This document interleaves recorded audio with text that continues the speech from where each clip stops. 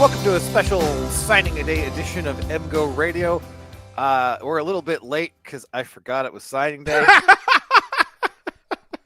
This didn't used to happen. What used to happen is February 2nd was like this nationwide orgy of recruiting information. Not Alex. But then they moved it to December and it kind of got lost in the shuffle. And now with the portal, it's like everybody's talking about, oh, are they going to get Dante Moore? Are they going to get Jayshon Barham? And like, oh, the recruits who might play for us in 3 years or 2 years or transfer somewhere else. It's a different world out there, guys. Well, we had one announcement we were waiting on today. It was Ed Opayi, and he decides to go at the same moment that we were going to launch this podcast. And Barham goes at the same time. So, like, all of our news just kind of compressed into that one little spot. Yeah, that's what, like, the current state of this seems sort of untenable. Before we actually get into the actual recruits, is that it kind of feels to me like they should go back to the old signing day.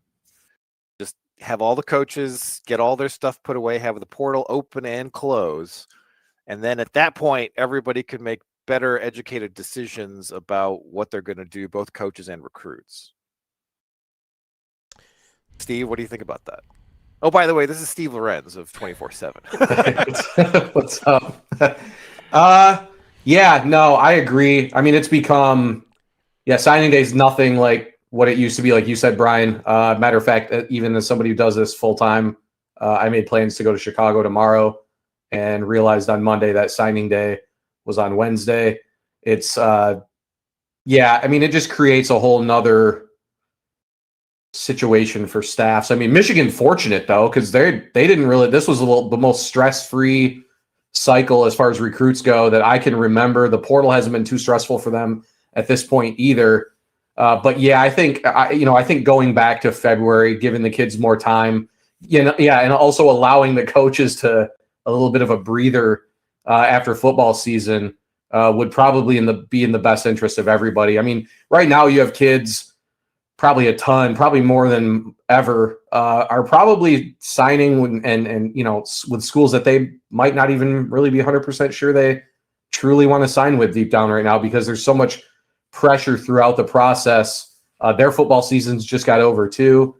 It's a mess, to be totally honest with you. I mean, it's crazy. Like I said, fortunate for Michigan, easy this cycle. I mean, this was just, I cannot describe how laid back and easy this recruiting cycle turned out to be for the coaching staff. Well, that's a good thing for a coaching staff that now has to coach a playoff game, recruit the portal, and I guess having these recruits signed and put away is something that they don't have to worry about. So that's the good thing about the early signing day, is that now those guys are locked in more or less. I mean, unless there's a coaching change. Right. And, I think you guys probably see it too. I think with Michigan, they're very big on fit has always been pretty big, but I think they've done a better job of balancing potential plus talent plus that fit. So I don't think it's a situation all these kids are going to sign with Michigan today. I don't think there's any, again, I think there's kids that could ask out of there. I remember Brew McCoy at USC asked out of his LOI a couple years ago, right after signing day. I don't think there's no flight risks or anything like that with Michigan's group. So yeah, I mean, that's the biggest drama today has been how come Michigan isn't posting these on social media fast enough. I mean, that's the biggest dumb storyline that's developed today on Michigan's end of things. So yeah, again, I think if the staff could have every cycle like this, I think they would take it 10 times out of 10. Easy. All right. Well, let's start with the most recent commit. What's his name? Ed Opayi. Ed Opayi. Lugard Ed Opayi. Okay, so the K is silent. Yeah. Good. Okay. Thanks, Seth. I didn't know either, to be honest with you. So Nigerian. My dad spoke Yoruba for some reason. Oh. Yeah. Okay. So this is another kid who looks like he's following the Ojabo path, a huge riser in the 24/7 up to 169, 6'6", 230-pound edge player. Michigan lost a couple guys that they thought they were going to get on early in the cycle, and this is a really nice pickup to round out that edge class. So I think things ended up working out great for Michigan at edge. I would take Lugard over Jacob Smith and Elias Rudolph. I would take Devin Baxter over both of those guys. I think Michigan ended up making out, given the circumstances, right? It's odd because edge is a spot you feel like prospects should just be crawling to go to Michigan for. I mean, we're seeing I think there's like 6 or 7 guys in the NFL right now, Michigan guys in the NFL right now who have at least like 2 sacks or something like that. Just insane the amount of guys that they've pumped in at that position. And yeah, for a while, it kind of looked like their most tenuous spot. After the Smith decommitments, Rudolph opens it up. Looked like they were going to get Darian Mayo out of good counsel for a while. He committed to Clemson instead.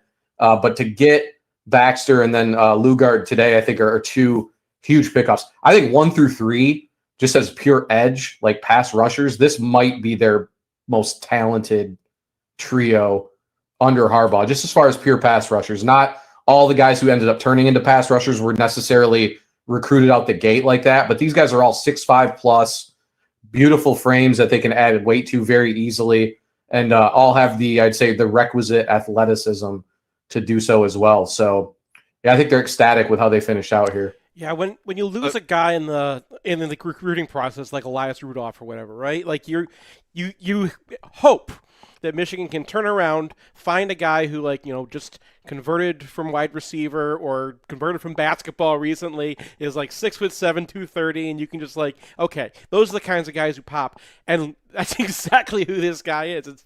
Normally it's like a hope, right? It's like okay, maybe we'll find one of these guys. And now every single time Michigan has a decommitment in the middle of the cycle, they're going to be like, they'll just find a Lugard at Opayi later. Well, and Baxter's the same guy, right? Mm-hmm. So Baxter's 6'6", he's 225. He's the number 219 prospect on 24/7. And he's also a basketball player.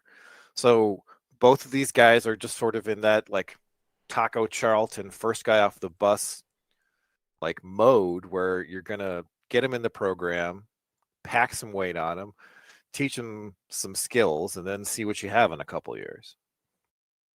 I think the difference is these guys, they have the physical stuff though, right? The wingspans as well. Both can bend. Both of those 2 can bend pretty well. Dominic Nichols, a guy who's kind of already a little bit more refined as a pass rusher. I thought, our board goes pretty. They love watching the film, but I know one guy that popped to pretty much everybody was from junior to senior was Dominic Nichols, and he's the one that had to work a little bit to keep. I know Clemson kind of sniffed around a little bit, in Wisconsin, who quietly kind of finished, I want to say 2nd or 3rd originally in his recruitment. They didn't really stop with him. So but yeah, as far as you talk about the first off the bus type guys, absolutely. I mean, those 2 especially though, just look like guys that in 3 or 4 years are going to look like absolute monsters once they get in the field. And strange thing is that all 3 of Michigan's edges in this class are from Maryland. So was Darian Mayo, the other guy they thought they were going to. There were 6 4-star edge guys in the DMV this cycle, all Maryland address. I know D.D. Holmes was a kid out of Gonzaga, and D.C. was a guy they really liked. I mean, one of their top targets in 2025 is a DMV kid. So weirdly, a weird area where edge guys just seem to sort of pop up out of nowhere. Yeah, and so none of these guys are going to see the field next year. Michigan's going to bring back at least 2 of their 4 guys, and they've got other dudes in the pipeline. So there's really no need for any of these guys to pop immediately, right? I don't think so. No. I mean, if Nichols comes in, refined enough, like I said, he's not only got the size, but he's got a little bit more of that weight on him already, maybe. But yeah, I don't think it's something where it's obviously not a dire need by any stretch of the imagination. 4 defensive tackles in the class, none of them super. Let me rephrase it. None of them are super high 5-star types, top 100 guys, but all of them are in that 4-star range on the composite. Owen Waffle out of Princeton, New Jersey. It's Wafel. Is it Wafel? How can it be Wafel? I don't. Bagel is also is correct. So I think we got 1 or 2 out of the breakfasts in this class. It's too bad. Jimmy Sausage is never going to commit here. Anyway, he's a Notre Dame decommit, 290 pounds at this point. Had a pretty quiet recruitment outside of the flip. Committed to Notre Dame early. A guy who Michigan got in on kind of midway through the cycle. Doesn't really scream Mason Graham to me. Seems more like a plugger. Maybe if Michigan gets lucky here, he's Chris Jenkins again. But after watching what he does on film, it's not the kind of thing that where he's playing. He's upfield immediately in that sort of explosive way. Definitely a burst guy for sure. Yeah, some said he had a first step sort of along the lines of Mo Hurst. I don't really like, it's kind of a high expectation there as far as burst goes, but that is what his game is predicated on. That recruitment was interesting because I kind of feel like that was a Chris Partridge deal, being a New Jersey guy, because that's around the time that really kind of started to heat up. And Michigan pretty much offered him under the radar, hosted him secretly. Notre Dame sort of has that don't let our commits visit other schools thing. He visited Michigan under the radar. They took a verbal commitment from him, and then he flipped like a week later publicly. Always the Michigan Notre Dame battles are always very fascinating on the recruiting trail. But Wafel, definitely a guy Michigan will play in the middle. I think a havoc causer is kind of what they're hoping for with him. But I think he's another one, could get a lot of like sleeper type picks from him because I think they're pretty high on him. Was he the one who wasn't wearing a jacket during the Ohio State game? Yeah. he was like, he might not be Mason Graham, but he's Mason Graham from the neck up, I think. Sure. All right. Well, I guess my take on that was a little bit different than yours, but that's fine. So one interesting thing about Wafel is that his dad played at Duke as a defensive lineman. So we saw with Chris Jenkins, he had this kind of heritage with his dad, and is a guy who should come in relatively ready to play. Now, I don't want a freshman defensive tackle ever playing for Michigan again. Thank you. But like, he could be a year 2 guy. I agree. Fully agree. I'll say this, guys. We've said it a lot over the years with Michigan as far as like the rankings versus what we think Michigan feels like they are. I think this class, especially defensively, is full of guys that they would have ranked maybe significantly higher than what the composite has. I mean, we haven't talked about Cole Sullivan yet. I mean, but you're talking about like some of these guys I think they believe are like legit guys. They barely had to dig down the board at really almost any position this cycle. But defensive line's another one though, with Bagel, Hammond, Wafel, those guys. Like all those guys were either at the top of the board at the very beginning or were quick pursuits that were not very far down the board. So, just something I think big picture wise is something worth mentioning this cycle, especially. And then the fourth defensive tackle commit is sort of in that same boat too. David Palapale. I don't know. Is that right, Seth? Yes. There you go. There we go. He's a guy who's been sort of an anonymous 3-star for the duration of his recruitment, but he was heavily pursued by Penn State. They thought they were going to get him at one point, and he was committed to USC before flipping to Michigan in the aftermath of the firing of Alex Grinch, probably the most deserved coordinator firing in the history of college football. But he's a guy who's, number 750 on the composite, but he does not have a recruitment that looks like that. So near the tail end of his recruitment, I think all three of original recruitment, when he ended up committing to USC, I think all three at one point, probably within a handful of days of each other between Michigan, Penn State, and USC, all thought they were getting this kid at one point. It was very hectic that near the end of the original verbal commitment. And Michigan, I don't know if they were really recruiting him the entire time that he was verbally committed to USC.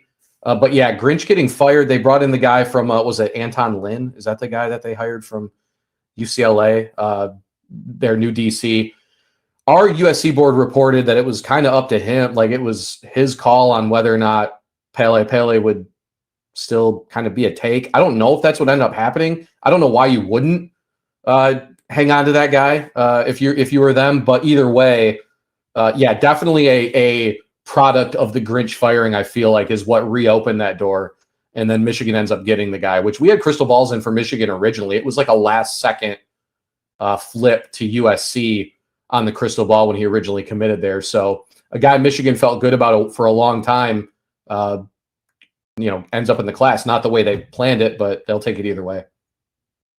Manuel Bagel is a German kid, and sometimes the timeline just kind of tells you something. And I think the timeline of Bagel is pretty interesting. June 21st, 2022, offers from Central Michigan and Michigan. July 16th, commits to Michigan. Almost a year later, Penn State, Georgia, Texas A&M offer. And there was a little bit of a bump in his recruitment where he got these offers and he was thinking about looking around, but Michigan was able to shut it down. And you never really know what you're going to get with these European kids who come over, and they're usually playing for some New England school. This one is in Connecticut.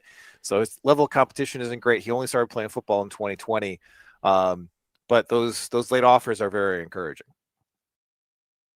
Yeah, and he got the offer off of a personal eval from Elston too. I think it was a satellite camp type deal is where they found him. That's why they both Michigan and Central offered on the same day or very close to it. And you get a little bit more info out there, and then you got a couple SEC schools get involved and Penn State as well. And the thing with him is could play on either side of the football. I mean, he's being recruited defensively by Michigan, but I think with some of those guys, they maybe wait till they get him on campus, get a little more comfortable with him, and see where it goes from there. But yeah, I mean, he's a guy that they were on. I mean, you guys, some of the satellite camp offers are not, I don't want to say token offers, but they do kind of they've thrown some offers just sort of out there. This was obviously not that. And when he did start to get more attention from some other programs, I mean, Michigan went into little urgent mode to make sure they kept him in the boat, because I know that Elston specifically very high in his abilities up front on the defensive side. So the guy who brings most of these guys over is Brandon Collier. And he's quoted in the 24/7 Freaks article for the recruits is that he's 290, runs a 4.8, has a 9'8" broad jump. I don't know what that means. Like, I know what a shuttle does. I don't know what the broad jump does. But so he's a guy who's got a lot of potential, and a guy who Michigan is going to probably, put in the system and try to see what they get there. And, sometimes it's Halte Froholt, who I think is an NFL center now after going to Arkansas for some reason. You're still mad about that. I'm still mad about that. Forgot about that. That was Arkansas over the most random Arkansas over Michigan commitment in history. Maybe the only one. I'm coming to the United States to live in Fayetteville. If you're from Tennessee, fine. That kid was from Denmark. It was Iceland or Denmark. Yeah, no, that's right. Yeah. Bro, I don't know what resonated. Yeah, I don't know what about Arkansas resonated with him, but is that techno song? We're like the Euro techno school. Come on.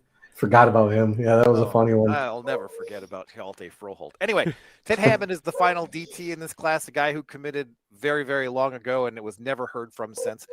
A classic case of a guy possibly being overlooked because his recruitment was so boring. And so he's a 4-star recruit on the composite, number 411 nationally, listed at 258, but I bet that's about 20 pounds out of date.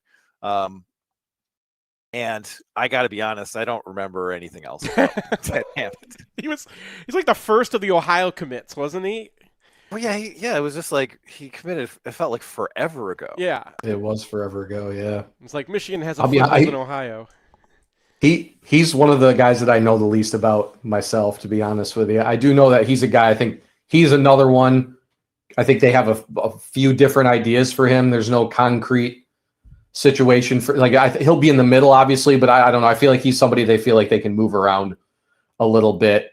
But yeah, I mean, St. X is always a good school to get in. There's a kid coming up in the next class that they haven't offered yet, but is really might be a better prospect, honestly, which is saying something. So not a bad school to get into.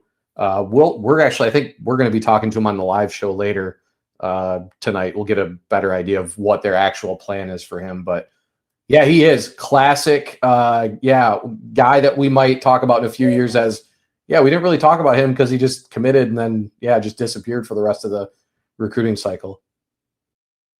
Yes, sir. Moving on to linebacker, you've already mentioned Cole Sullivan as a guy who you think is underrated. That's just on 24/7, where he's number 71 linebacker in the country. On the composite, he's a 4-star, number 24 linebacker in the country, number 316 overall. A heated battle between Michigan and Notre Dame for him, which, like, classic, the classic Loy crystal ball that you get to be like, gotcha this time. But as a potential player, he seems to be like the one guy who 24/7 is sleeping on a little bit. And I don't know why. He pops immediately. I know Michigan was ecstatic about that commitment. I believe he went to Central Catholic in Pittsburgh too. I mean, there were some reasons to believe Notre Dame would maybe be the school there. I know Penn State was sort of involved too, but yeah, this was mostly Michigan and Notre Dame. He's a guy, I mean, with his size, his athleticism, I think he's at least a teams guy next year for them. We'll see what else happens at linebacker this offseason, but I think Michigan's deep enough at most spots, even with what they lose on both sides of the ball after this season, what we expect them to lose. You know, there isn't a huge need for first year. It's not a situation where there's a dire need for first year guys to come in and play.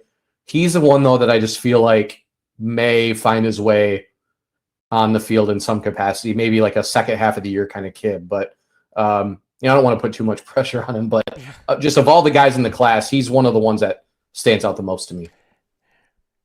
The other linebacker in the class is Jeremiah Beasley out of Belleville. I mean, I think the comparison here is probably James Ross. So he's not the biggest guy in the world, but he hits hard. You know, Ross didn't really pan out to what everybody wanted him to be, but you know, if you're thinking about who he is as a player, he's not 6'3", but he's explosive in short areas. A guy who you could see playing pretty well in the modern era of college football, where being able to move is a more important most of the time than being able to take on the lead block. Yep. So Beasley was another one that Chris Partridge really turned that recruitment around for Michigan, because I don't think Michigan really had much of a shot early on in that one when Hilo was here. I agree fully, by the way, on your assessment of him. I do. I think James Ross is a good comparison. I think what's fascinating about him specifically, though, have you guys watched his film at running back? I think he could play running back at the college level. Like, it's interesting to me. It got a lot of talk. They don't need him at running back, but man, I thought his running back film was about as good as his linebacker stuff. So, you know, he's definitely athletic enough to make an impact at Michigan. And like I said, he was one. That was another one. I know when Chris Partridge was hired, that was one of the first, if not the first, phone call that was made was Jeremiah Beasley. So he's a guy that they liked and wanted right away at that spot. Yeah, he's brothers with MSU's, well, formerly MSU's Malik Carr, the tight end who's in the portal now. Correct. And I remember I was watching with some coaches from Detroit the Michigan championship game between Belleville and West Bloomfield, and for the first half, I thought Beasley was Austin Alexander. I'm like, oh, Michigan's got to, because they had Alexander committed at the time, and I was like, oh, look, we got that guy. We actually found it. And then finally, someone's like, no, that's not him. That's like, that kid's a year younger. And then I heard Beasley was probably going to state because his brother was there, and I was just like, and there we are. Yeah, Beasley was a heavy Michigan State lean for a while. I don't know if their implosion had anything to do with how this ended up, but I do know when Partridge came in, it only took a couple conversations, and it felt like Michigan swung that recruitment back in their favor. So, another guy.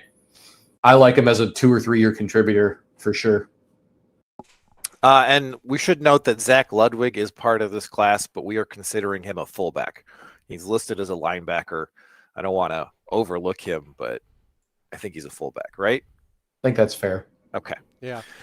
In the secondary, Michigan missed out on a couple of guys who went to Ohio State. Maybe they'll change their minds.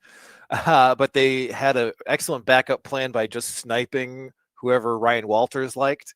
And that was Josiah Edmond out of Indiana, a Purdue decommit who shot up the rankings on 24/7, now the 165 player in the country, number 14 cornerback.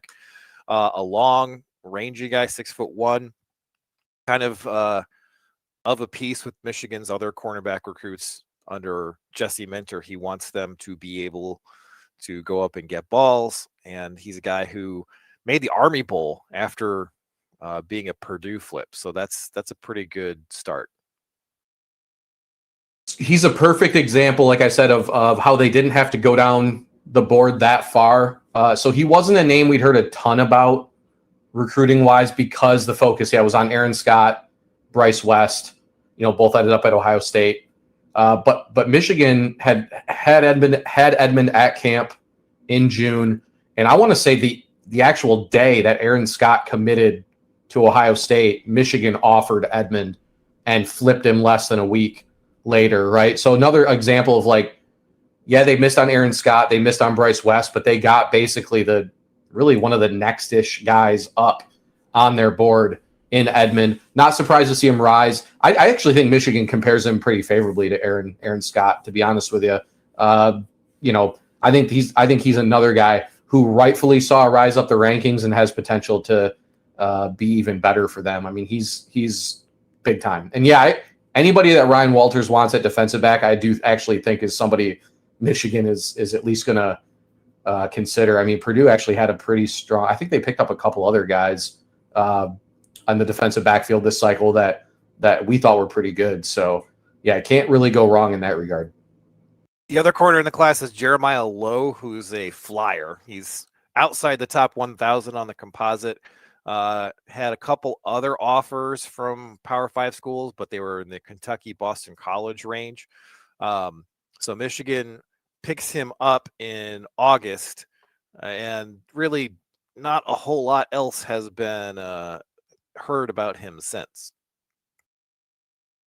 So I think Frederick Douglass, where he's at, is a place that I believe Steve Clinkscale's kid plays at that high school. I think there's some connections there. I think it's a situation where Clinkscale very familiar with Lowe's game. I think flyer's a good phrase here for this one, because I think he's a guy that's going to take a little bit to get there. But again, one that Michigan was still quietly kind of recruiting the entire time. I think there may have been a time where he may not have been on the full take situation when they were still after Scott, they were still after West. I think there might have been a couple other guys in there too, but a guy that they kept communication with throughout. So I'm not going to argue with the guy that Clinkscale takes. I mean, he's developed a lot of 3-star types over the years, and with his familiarity with that program and with Jeremiah Lowe specifically, there's got to be something there. Well, what was his name? They're after the guy who went to Tennessee, Boo something, for nickel. Oh, Boo Carter? Boo Carter, yeah. And I felt like they moved on to Lowe. Big timer.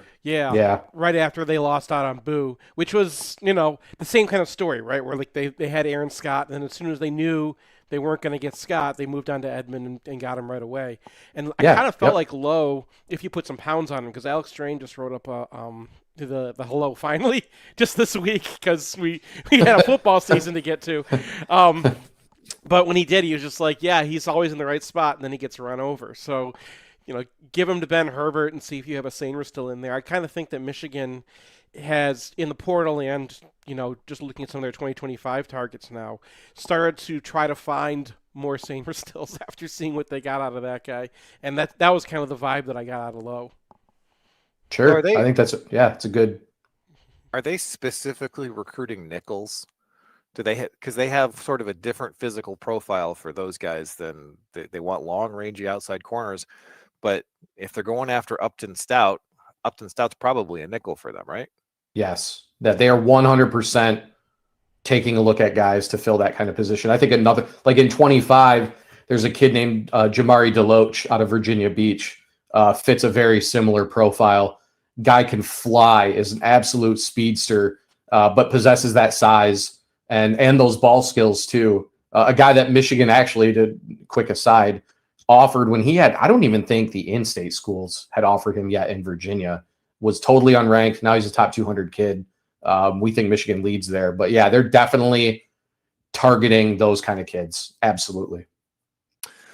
One safety in the class, Jacob Oden, who's another guy who committed extremely early in the cycle, and has, those guys kind of fall by the wayside sometimes because they're just in the class, but he's inside the top 300 on the composite, a 4-star to 24/7, and hopefully a guy who you don't have to play for a year or two, but could be another. Well, Rod Moore is a little bit optimistic, but that's kind of Tyree what Cannell you're aiming for here.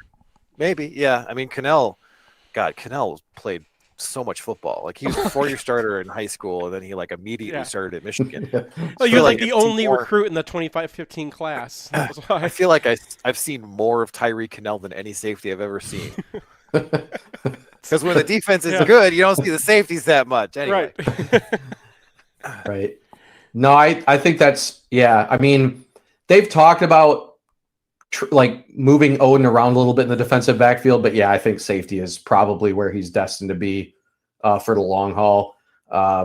He is a little malleable, but yeah, I think safety's probably where he's at. And yeah, I don't want to say, I mean, he's ranked higher than Rod Moore was coming out of high school, but I don't know what that means necessarily, because it's almost like you want to go back sometimes and watch some of these guys in high school and think, yeah, he probably should have been an 86.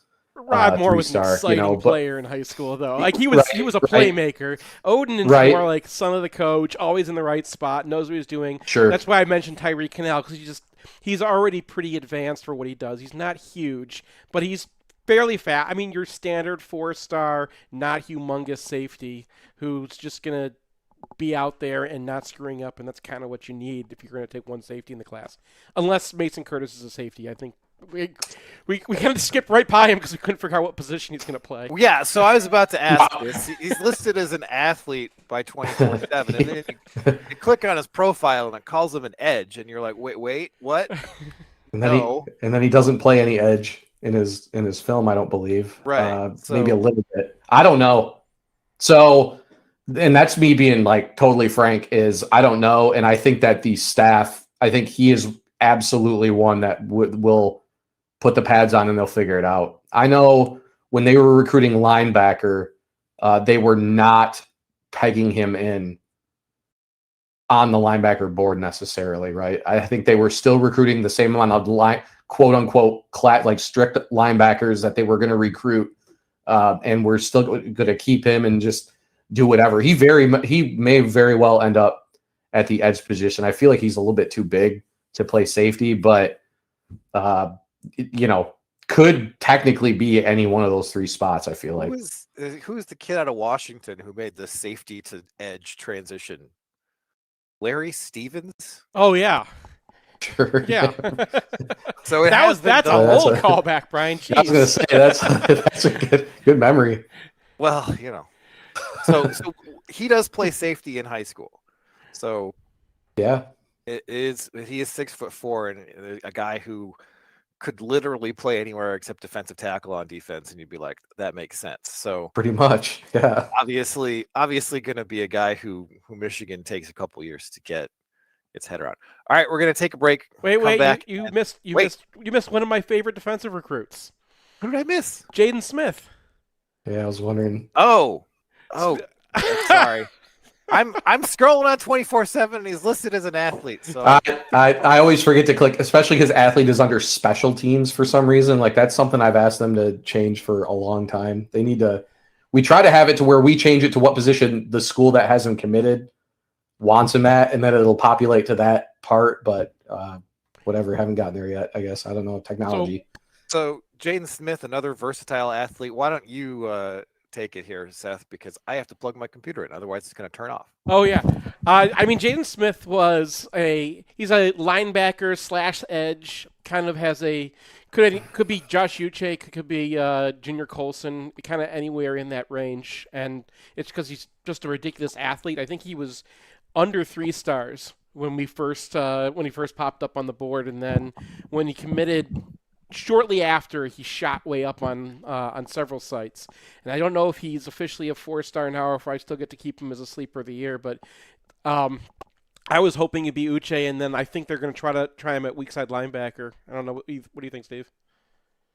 The Uche to Coulson spectrum, I think, is exactly what it is. I think what's interesting with him is the flexibility and bend he has for a kid his size coming around the edge when his high school does use him there is borderline elite, in my opinion. I think it's going to be really difficult for them to not maybe try to put him in a position to get after the passer eventually, right? I agree with you, Seth. I think it's hard to pick a defensive sleeper, but he's way up near the top of the list for sure. Especially, I think, again, he might be a 4-star in the composite. I know we only have him I think we have him as an 88. But if I'm going off of our rankings, he's right up there with Cole Sullivan, in my opinion. I love this linebacker class that they're bringing in. And it was a position where Michigan's recruited pretty solid, but I again, much like edge, I just like the athleticism that they got this cycle at the linebacker position. I just feel like they upgraded in a big way there. So with Smith maybe being the highest ceiling as far as the athleticism goes. Before we do get to a break, Alex has been here the whole time. We've not done a very good job of integrating him. He has done a lot of these hello posts.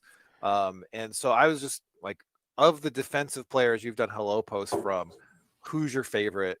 And like who do you think is a guy who might outplay their ranking?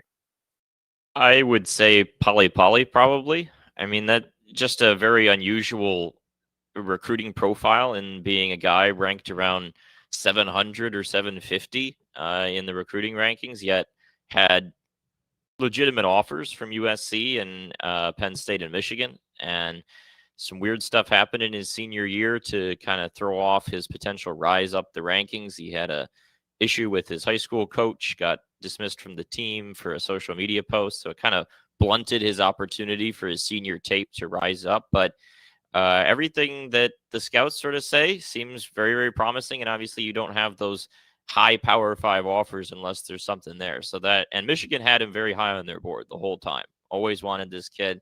So I trust their evaluations. The tape looks pretty good. So I think that's a pretty safe bet, given the disparity between his recruitment and his rankings. Yeah, so Jaden Smith can't be sleeper of the year, Seth, because he is a composite 4-star. But there's a good alternative looking. He was unranked at 247 when he committed. Unranked. They didn't even have a star on him at all when he committed. I was like, oh, I got him. He had no ranking or rating. You're right. It's all right, we are going to take a break now. Yeah. Come back, talk about the offense.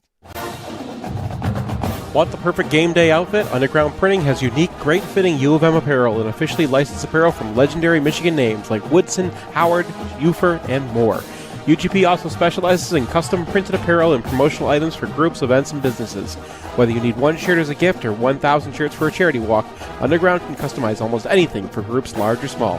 To learn more, visit Underground Printing at one of our 3 convenient locations around Ann Arbor or online at undergroundshirts.com.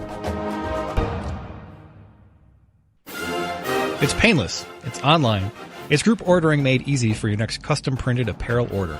Pogo from Underground Printing will save you time and hassle, whether you're selling shirts for a fundraiser, organizing a large event, or trying to collect sizes and payment for a family reunion. UGP is here to help. Save time and hassle every step of the way with our easy-to-use site. No more guessing what to order, chasing down people to pay, or wasting time trying to sort out the order. We'll set it up and you can just sit back and relax. We can even take care of individual shipping. To learn more about Pogo, visit us at any of our convenient locations or at pogo.undergroundshirts.com. Hey, it's Nick Hopwood, founder and president of Peak Wealth Management, your MGO financial coach, and it is our goal to help you retire with peak confidence. Check us out at peakwm.com/MGoBlog. Bo says the team, the team, the team. Lately, my mantra has been the plan, the plan, the plan. Check out the Trust the Plan podcast. Search out my name, Nick Hopwood, on any platform and give us a follow. You know, we haven't updated this ad in over 2 years because since the last versions went live, we only had one Big Ten loss, and honestly, I'm a little superstitious. But for this ad, I just want to give a shout out to all the loyal Wolverines and MGO blog fans who've reached out to us from as far as France, Japan, Seattle, San Francisco, Dallas, Florida, New York, and of course all over the great state of Michigan. And you guessed it, we're pulling recruits out of Ohio as well, just like Harbaugh. Thank you very much. So no matter where life has taken you after your time in Ann Arbor, we're here to help you build a plan you can trust. If you're looking for a second opinion, visit us at peakwm.com/mgoblog today.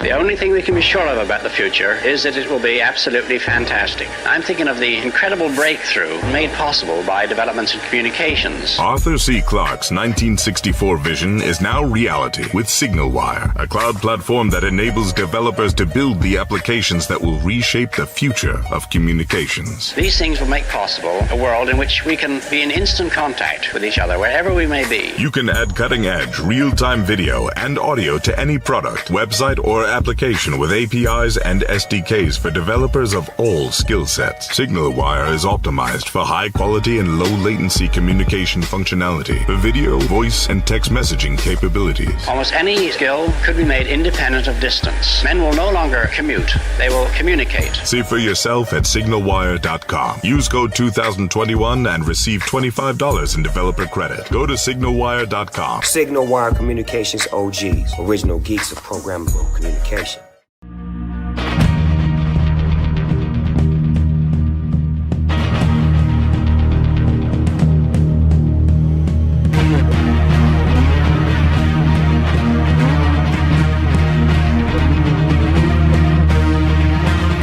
Welcome back to the special signing day edition of MGoRadio.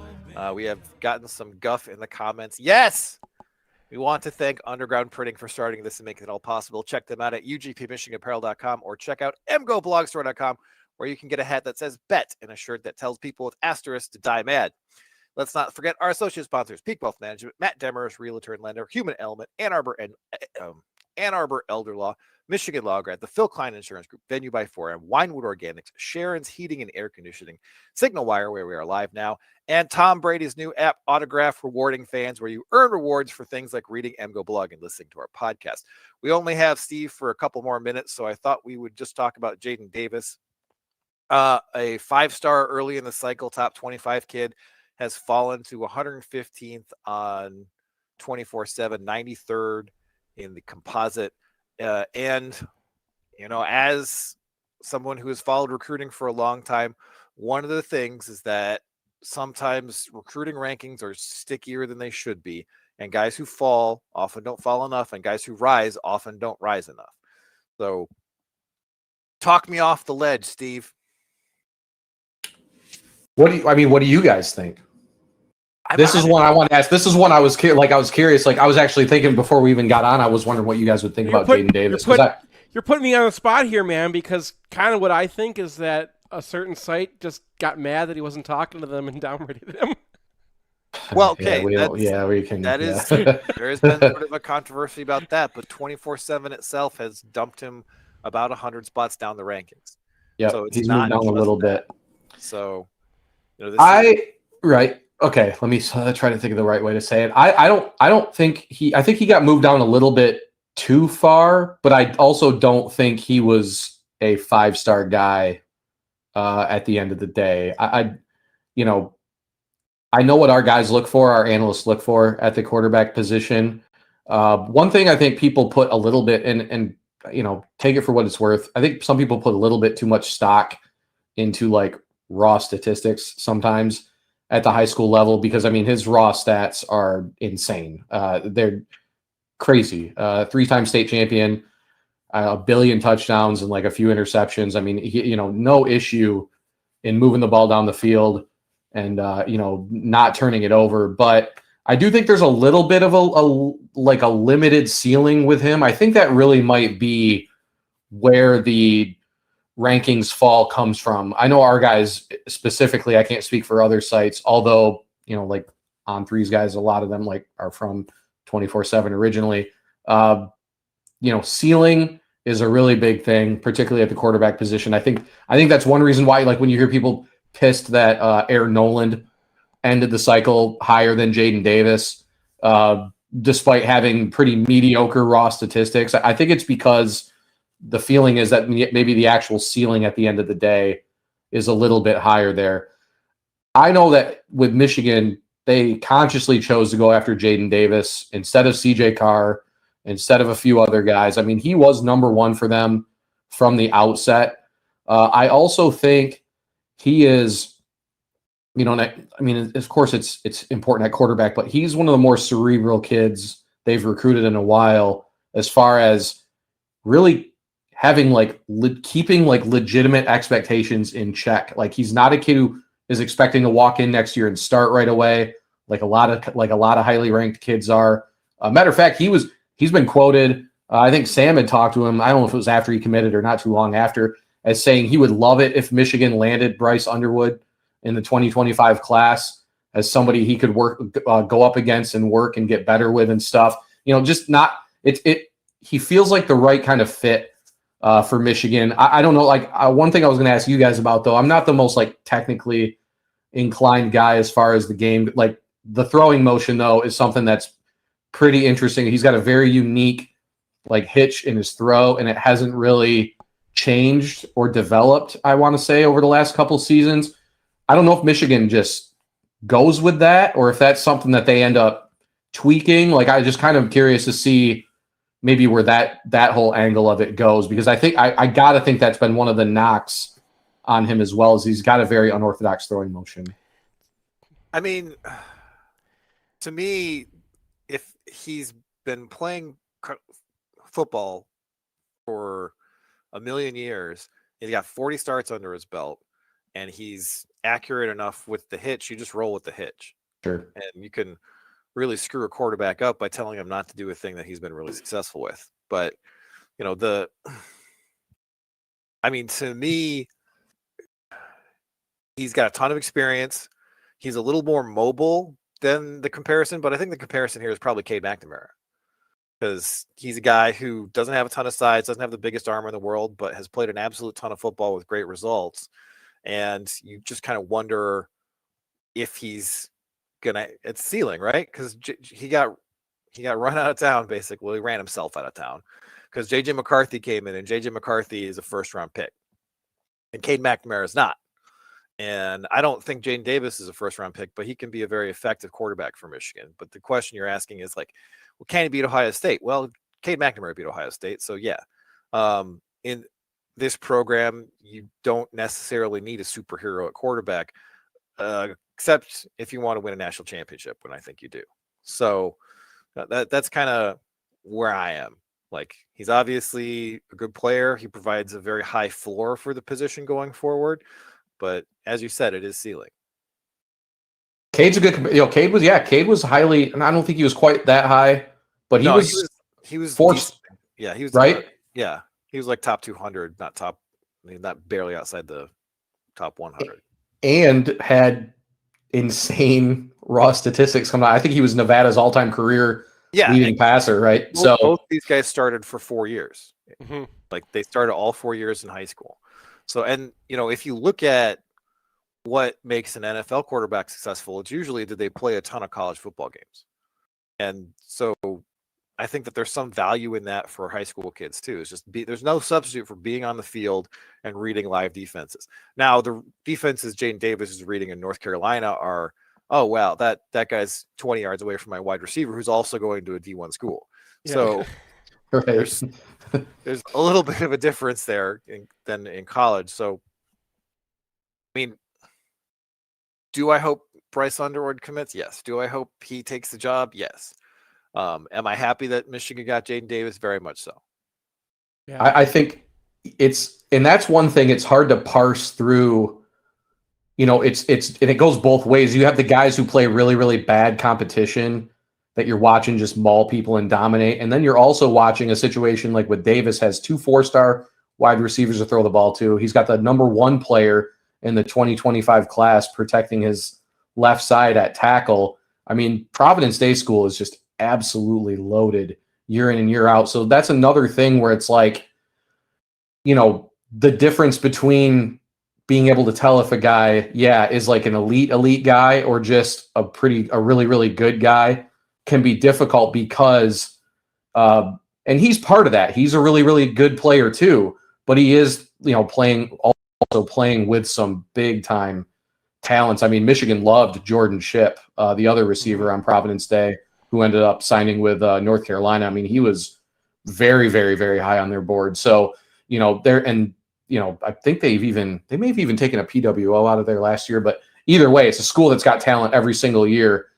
So while he is a standout there and is the guy that stirs the straw that stirs the drink there, I mean, there's a lot of other players that are, like you said, 20 yards. They're the pyramids right back now. on the other team. The story of that's Jaden Davis, though, goes back before he was at Providence Day, because he was in the first rankings on 24/7, he was the number 1 overall player. Now, that's because nobody played in 2020, so there was only 40 guys that they could actually rank, and he found a way to play, and so he got in there. And they also, I think, were expecting him to grow taller at that time, because you're ranking 8th graders film, right? If you're expecting them to get certain height, and I think he capped off lower than they thought he was going to be. But the way they talk about him is like he's Kyle McCord, where he's like, okay, he's playing with all this great talent, and he just gets to throw the ball to Jordan Shipp and throw the ball to Channing Goodwin, and he doesn't really make plays on his own. And it's kind of hard to, that's that's going to happen at Michigan too, right? They say the same thing about J.J. McCarthy, but we've seen him make plays on his own. And Jaden Davis was doing that until he just got in a position where, I don't have to leave the pocket because I've got the best blindside protector in high school, and I've got 2 of the best receivers out there, and I just wait for one of them to get open. Yeah, it's going to be fascinating. Going back to the main point for me is, it's the question. It's not to say that there might not be a higher ceiling in there. I just think that's the biggest question for him heading into Ann Arbor is what is that actual ceiling there? Alex? Yeah, I mean, the thing that really stood out to me was just the height thing. You go back to his original rankings and everything, that they projected him to be a lot taller, and height's a pretty big part of playing quarterback in part. The athleticism also stands out to me a little bit. That's something I'd like to see a little bit better. But you definitely get the sense reading through it that the physical traits are not as impressive, but definitely the cerebral brain ones are. And that's what stood out when he was at Elite 11, the gameplay sort of drills he did much better in than the sort of throw the ball 60 yards into a trash can sort of stuff. Mm-hmm. So that could play better in terms of his actual game state, but I definitely agree it's more of a high ceiling sort of issue is why he dropped down the board. But the floor is very good, and the program fit, I think, makes a lot of sense. All right. Thank you, Steve. It was good talking to you. We'll do it again soon. All right. See you guys. Thanks, Steve. All right. Moving on to running back, where Michigan picks up Jordan Marshall, a straight-up head-to-head win against Ohio State. And, I mean, I don't want to say this, but it's inescapable. You watch the guy's film and you're like, oh, it's Blake Corum. Yeah. Did you notice that Steve got out of here before we gave him a hard time about 5-star running backs? Because he knew it was coming. He is not actually a 5-star quarter. He actually dropped down the rankings himself. He's the number 83 kid on the composite, so that's a good spot. He's not in the top 50. He's like right where Blake Corum ended up, which is exactly where we want him. And you just watch him run, and he makes a lot of good cuts. He makes a lot of good reads. He's willing to pop it outside on a bounce, but he's not overly reliant on that. He seems like he's got good vision. I don't think he quite has the insane short spaces jitter that Corum had, particularly early in his career. But he moves piles. He reads. He's a little bit bigger. So Corum's, 5'8" probably, and he's probably an inch or two bigger than that, but very, very similar. And I don't want to. After Mike Hart, we spent 15 years looking for the next Mike Hart, and got him. And now I don't want to be cocky and be like, all right, we got another one. It's fine, but there's no one else to compare him to, really. Yeah, there was I'm going to go with a guy who was committed to Michigan and then ended up going to Alabama and then ended up at Colorado State. Damian Harris was the one that that someone else pulled up that same comparison, but he's just he looks like he should be, the way he moves looks like a smaller back, and then he's actually 6 foot 230, and guys bounce off him. So if he doesn't have necessarily the jitter of Corum, because no one has that kind of jitter, he's close enough that like the angle when you actually hit him is so bad, and he's so strong that he just runs through guys. And no, it's like a mix between Corum and Haskins, where like you have some of that power backness where he gets north-south and it's really hard to bring him down, but he's certainly compact, gets low, moves his legs really well, and this is the kind of running back that you would expect to, this is kind of like the perfect running back for what Michigan runs all the time, and we've been doing it with guys who are like maybe a little too slow or maybe a little bit too small, and he's not going to be better than Corum because Corum is ridiculous, but I think he's going to play right away. I think he's going to be one of those guys where you're like, okay, here's another star at Michigan. Alex? Yeah, I don't have too much to add. I didn't write his hello, but his ranking sort of saga was odd, right? Because he was like in the 150s, then they bumped him all the way up to the top 40, 50 range, and then he trended back down. I didn't follow that too closely, but definitely where you want a running back to be, and he's a higher rated running back, I believe, than any of Ohio State's guys. They had one flip this past week. So you get a recruit out of Ohio at running back who's higher than Ohio State's running backs. It's all you can ask for. The other running back in the class is Micah Kapana, who was a very controversial recruit because Mike Hart focused on him after picking up Marshall as the number 2 back in the class when there were a bunch of higher rated guys on the board. He plays for Bishop Gorman in Las Vegas, which is a huge school. I think that was where McNamara played, right? Or there's another one. No, it's the other one. Yeah. But he's a 3-star ranked 501 in the composite, physically very similar to Jordan Marshall, about the same height, size, maybe a little bit more slender. His tape is not quite as doesn't have the kind of cuts that Jordan Marshall's tape has. So Marshall is always bouncing all over the place, evading guys, and Kapana is the home run hitter. He's a guy who, once he gets a crack, he hits it, and he's going as fast as he possibly can for a long distance. Not like he's strictly a straight line runner, but I am a little less excited about him than Marshall. I haven't looked at his stats for the senior year, but when I did the hello over the summer from his junior year, he was averaging like 12 or 15 yards per carry. Like his tape was all just like gets a hole and is just gone for 60, 70 yard gains. So that's a lot of what it is, like straight line sprinter type stuff, which isn't a bad compliment for Jordan Marshall. And we'll see what Mike Hart can do with him. Yeah, he looks kind of like Donovan Edwards, to be honest. If you take away other than the receiver stuff is why Donovan Edwards was a 5-star. But like if you add some more vision to Edwards, because what he does is he'll press that hole until it opens up and gets the linebacker in the wrong spot. And they're just a weird offense. So they, when he's in there, sometimes it's a safety or a cornerback. He's actually pressing into that gap. And that's why he's got these huge long runs sometimes, because he gets so deep in the hole and then he jumps over to another spot and he cuts and goes. But that's been kind of his game. He does go down a little easily, I think, which is another complaint I guess people have about Donovan Edwards. But Donovan Edwards as a running back is a weird comparison to make, but that's kind of where I'm at with Kapana. I mean, yeah, I we'll see. I think that the guys like Kapana, where their film is just 70-yard touchdowns, often don't translate that well into college, because once the spaces get more constricted, they're not able to create yards on their own.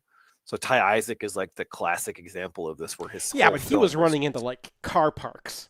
Yeah, I understand that. Like Kapana's going into creases and he is finding creases. He seems like a one-cut runner you want for an outside zone game. Like I think he'd be a good Iowa back.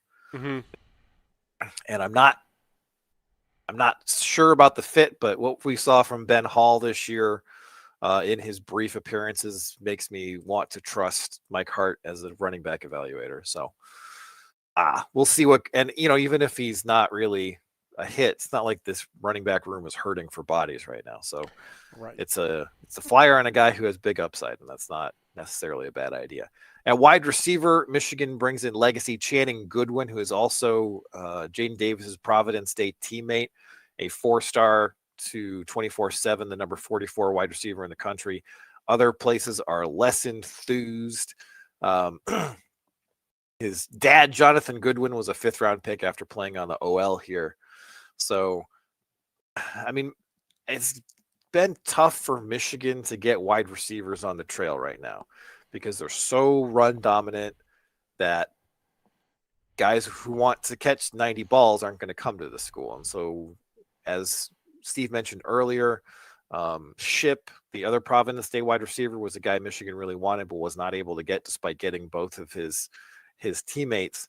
And Goodwin could be in that Cornelius Johnson mold, a little bit lower ranked, but probably not going to be a paradigm shifter for Michigan.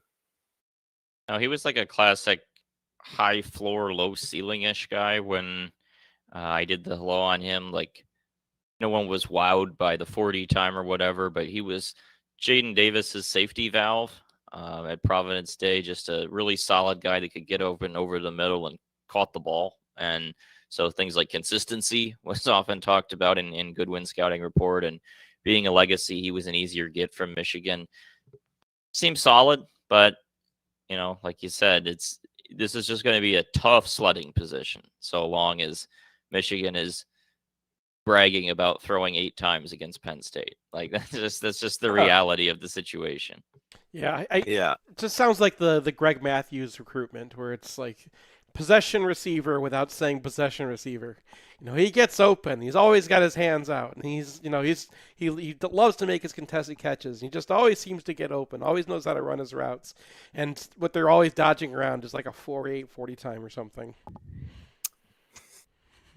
Remember when people were recruiting Darian Green Warren?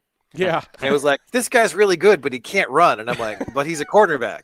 That's the whole job. That was, and you still have to write a recruiting report where you can't just be like, well, he's slow. I remember I wrote it up. I was like, well, all this sounds good, but also everybody says he can't run. Yeah. And somehow he was still like a top 250 player, and he just washes out here immediately. And I'm just like, well, that's no surprise. Like, I that was one of the strangest, like, most of the time you want to be optimistic about these guys. And so you're like, this guy is underrated. It's very rare that I get through one of those. I'm like, this guy's overrated. But that guy was overrated. Yeah. The other wide receiver in this class is Imarian Stewart. He's more of a slot type, 5'10", has some fancy track times. And Michigan has actually had more success with these kind of guys of late. I mean, they got Morgan in the last class. They have a couple other guys who could hypothetically be slots, but won't because Michigan has Morgan. The number 11 kid in Illinois to 24/7. Other places are more optimistic. He's actually just inside the top 300 on the composite. So a guy with some upside, but also not one of those downfield 6'4" contested catch guys. Yeah, pretty much just more of a slot guy. Speed and yards after catch was really the main thing about his scouting report back at the time. May need to add just a little bit of weight to hold up against, physical DBs, something like that. But he was a guy who seemed to like Michigan all along. He talked about some Roman Wilson comps in his, like when they interviewed him. I'm not as sure about that, but just seemed like a good fit for the program. A guy who always wanted to be here. He claims to run a 4.4, but it wasn't timed. So take that for what it is. But I'm a little more optimistic on him than Goodwin, but also not really like a super flashy guy, but someone they always wanted, and he wanted to be there. So a nice fit. Yeah, and Michigan might be looking for guys in the portal because they didn't get an instant impact guy, and this is kind of the one spot on the team where their recruiting has not really lived up to what they want. Because there's just certain spots on the field, and corner is one of them, as we mentioned, where you can't get away with it. Mm-hmm. Like you can get away with it at offensive line and defensive tackle and running back. You can scout guys there. But wide receiver and cornerback, it's really just like, who's the fastest guy on the planet? And Romer Wilson is the fastest guy on the planet, and Xavier Worthy was the fastest guy on the planet. And I liked that. That was the one thing I really liked about Josh Gaddis, is that Yeah. Michigan got really fast guys at wide receiver. And they've got a couple in this class, not this class, in the previous class, who seem like they might be in that mold. But I mean, I got good news for you on this one, because Gaddis is the one who started this recruitment. So they've been after Imara Stewart for a long time. And originally, like the first articles you see about him, he's like, I love how they used Ronnie Bell. I could see myself a player a lot like that. And I mean, he's a guy who jumps out of the building. He was a huge 7-on-7 star. He played, I think, 1 year. He was an overlap. He was like on the junior level when JJ was there. So like he wasn't playing with JJ, but like he knew all those guys and was playing with all those guys and was one of those guys. And Michigan had him like on the top of the board from the very beginning. They're like, this is the guy we want. He's also got an incredible quote. So I think we're going to like this guy. I am the future of the student athlete. The field is where I can truly be me. No one will outwork me. I am football, and football is me.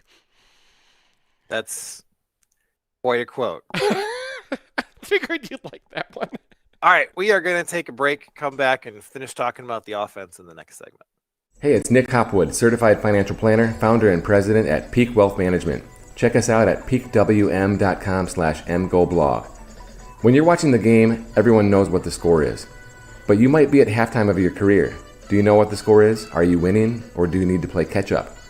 If you're behind in the second half of your career financially, we may need to run a hurry-up offense like John Navarre in the 2003 game at Minnesota, or run a three-quarter court press after a made free throw like Coach Howard likes to call. My team of CFPs at Peak Wealth Management are here to help you understand what the score is and what you need to do to win. Your spreadsheet doesn't tell you the score like we can. If you're going to spend all your free time watching replays of the 2021-2022 Ohio State games on repeat, you need to outsource your financial planning and investing with us at peakwm.com/mgoblog. At Peak, our goal is to help you retire with peak confidence. Hey, fellow Michigan fans, this is Matt Demarest, Realtor and Lender. For a decade now, you've heard me on the podcast talk about mortgages, and I've helped hundreds of fellow Michigan fans in that capacity, including Brian and Seth. But many of you don't know I'm a real estate broker as well. I promise to make buying, selling, or financing homes simple and cost-effective anywhere in the state of Michigan. Whether you're upsizing, downsizing, buying a vacation home, or building a real estate investment portfolio, send me a text or give me a call. It's never too early to make a plan, and the call is always free. My number is 734-882-8194. Again, 734-882-8194. Or you can find me online at realtorandlender.com. That's realtorandlender.com. Whether you want to buy, sell, or finance a home, or even all three, I promise to provide the experience so many of you have come to expect over the years. And as always, thank you, and go blue. NMLS 1011726, Equal Housing Lender.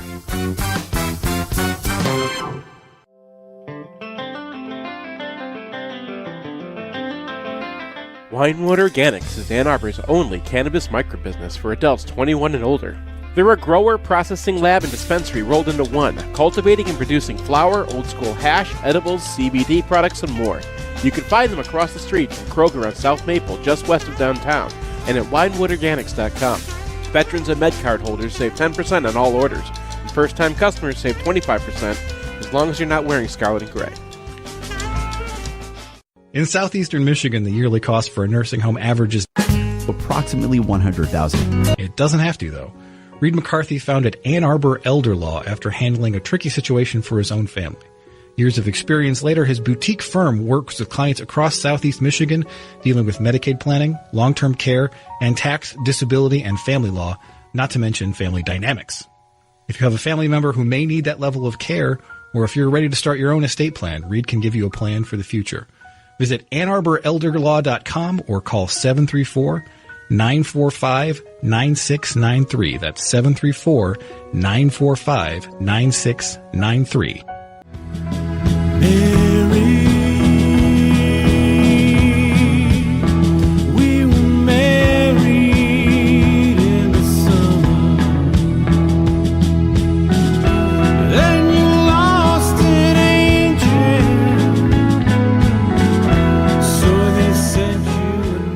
Welcome back to a special edition of MGoRadio on signing day. We neglected to mention a story about Pali Pali that Alex has run across. Yeah, this was EJ Holland mentioned this on a show he did a little ways back, but supposedly Poly's flip back to Michigan began allegedly when he watched the Kenneth Grant chasing down Katron Allen in the open field play against Penn State. So he texted Mike Elston, like "Go Blue" or something like that after the game, and then that was the beginning of the dialogue that led to the month-long process to flip him back. So just thought that was interesting. The recruits enjoyed that play as much as we did. Yeah. He's probably like, hey, can I run that fast? And Elston was like, no. Probably like, come here and come and see. That's not possible. That didn't happen. I mean, he is Penny Sewell's cousin. So, I mean, talk about one of the most athletic, large people in the world. He was playing in Alaska until I think it was sophomore year when he moved to Nowhere, Pennsylvania, and played for a coach who kicked him off the team for a tweet. Well, at least he's a poster. Yeah. All right, moving on to the tight ends. At some point, you just kind of say, they're Harbaugh tight ends, so whatever. Hogan Hansen out of Bellevue, Washington, Steve Schilling's alma mater. They're still running a wing T. So for a wing T tight end to be ranked in the top 200 at 24/7 and the top 300 on the composite is pretty impressive. 6'6", 220 pounds. His scouting report on 24/7 says that he is in an offense that accentuates his blocking ability. So I'm sure he's going to be a guy who's pretty advanced as a blocker, might have a lot to work on as a target. Listed at 220, it's probably about 20 pounds short, but another guy who you're going to put on the shelf for a year or two and see what you have, especially because you have Colson Loveland back and hopefully AJ Barner. Alex? Yeah, I mean, both of these recruits in this class are interesting in just in the sense that they're a little bit higher ranked than the normal Michigan tight end, but neither guy has a ton to say. They were Michigan led for them. I mean, Hansen, I think, was the first guy in the class, and they got pre-scoring pretty early as well. They committed, and then they just stuck with Michigan. Haven't had a lot of rankings movement, but both guys are in that top 200-ish range, 250. Just real solid tight end recruits. Both had Colson Loveland comparisons, and that's going to be solid. Everybody from now on. Well, so the thing that you can say is that their body types are similar. So they're not like the Zach Gentry or the Eric All. They're both very fluid guys. And Prescorn in particular does feel a lot like him just in terms of his ability to go down the field, high point a ball. You know, his brother, I think, played for Ole Miss. So he's got athletic legacy. He's like Prescorn is the guy who I'm hyped up about because they split him out wide. He looks very natural coming out of his breaks. He looks a lot like Loveland. Yeah. Before we get to Prescorn, though, I mean, Steve has been all about Hansen and probably upset that he didn't get to have his take on this one because I've been reading him on 24/7. He's just been all about Hansen. And when you talk about Loveland comparisons, Hansen was working out with Loveland. Like they were both in that program that Jay Harbaugh has been tapping to find athletes out there. And they were like the two super athletes they had. They're like, oh, Colson Loveland is our dude and Hansen's our next dude. And the two of them were like playing next to each other, working out together, and are compared to each other by the same people who were developing these guys. So Hansen's probably more of a receiver than we give him credit for because he's playing in that offense. And, when Lorenz is jumping up and down about a guy, I normally take notice because he's hearing it from the coaches or he's hearing it from people who know things that the general recruiting industry doesn't know. Well, Prescorn is like his tape is full of contested catches. He's got super long arms. He's really good at high pointing balls. Like if he's not Colson Loveland, he seems like he's Jake Butt. Mm-hmm. He's a guy who I think is going to be a hit. And if Colson Loveland didn't exist, he could be in that same boat where he starts playing a bunch next year just because he's that dude. As it is, I think he might not even redshirt, although he is pretty they could use a year to put Yeah, some he's weight more of on a him, 6'6" receiver right now. Like he's the yeah, opposite. but that's what end of Loveland Hanson. was.